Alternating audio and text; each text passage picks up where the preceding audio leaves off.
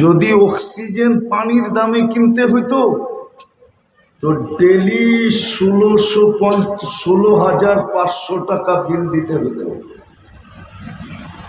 বর্তমানে 850 কোটি মানুষ,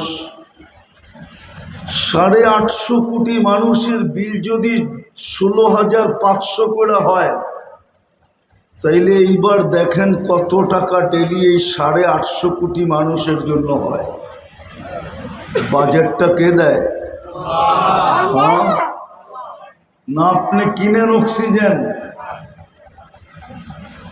24 ঘন্টা আমাদের পিছনে ব্যয়। যদিও পরিবেশ বলে না যে আমরা বেঁচে থাকি,